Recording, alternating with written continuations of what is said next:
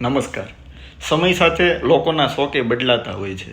દેશમાં પેલા દિવાળીએ જતા તો ભજીયાના પ્રોગ્રામ કરતા ને મજા કરતા, બધા સાથે બેઠા હોય, નાના મોટા ભાઈઓ મિત્રો. અને એ જ હવે આપણે જોઈએ છીએ કે છેલ્લા 5-7 વર્ષથી આ ઈંડામાં વયા ગયા છે, કે ઈંડાના પ્રોગ્રામ થવા મળ્યા છે.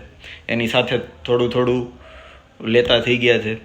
આગળ જતા હવે આ છેલ્લા 1-2 વર્ષથી હું જોઉં છું ઘણી જગ્યાએ સાંભળવા મળતું હોય છે કે ઈંડાથી પણ આગળ વધી અને હવે લોકો માંસ, મચ્છી અને મટન તરફ વયા ગયા છે.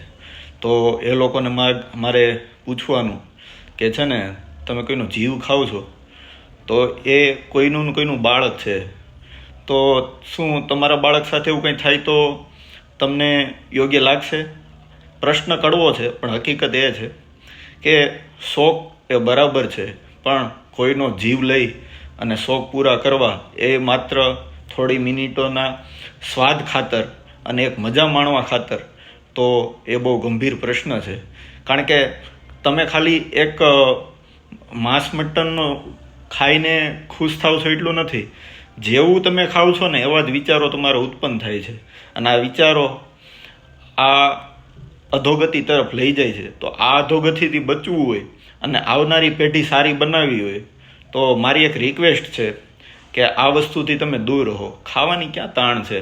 આપણે કાઠિયાવાડમાં તો શું કહેવાય, જોઈએ એટલા અલગ અલગ જાતના વ્યંજનો છે કે ખાતા ન ધરાય. દુનિયાભરના લોકો અહીંયા આપણે ગુજરાતમાં આવીએ ને નવી નવી વસ્તુની ટ્રાય કરે છે અને ખુશ થઈને જાય છે ને કહે છે કે ગુજરાત જેવી આઈટમ અમને ક્યાંય ખાવા મળતી નથી, એવી વાનગી ક્યાંય ખાવા મળતી નથી.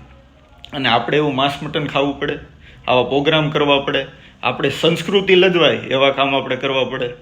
અને પાછા માંસ ખાવા માટે એવા બનાવો કાઢતા હોય છે કે આમાંથી પ્રોટીન, વિટામિન મળે છે, એટલું બીજે ક્યાંય મળતું નથી.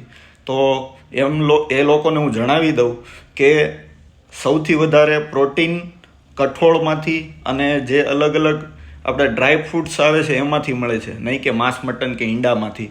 તો મારી એટલી જ રિક્વેસ્ટ છે કે બાનાબાજી બંધ કરી અને આના ઉપર એકવાર વિચાર કરો. તો મારી ભાઈઓને નમ્ર વિનંતી છે કે આના ઉપર એકવાર વિચાર કરજો.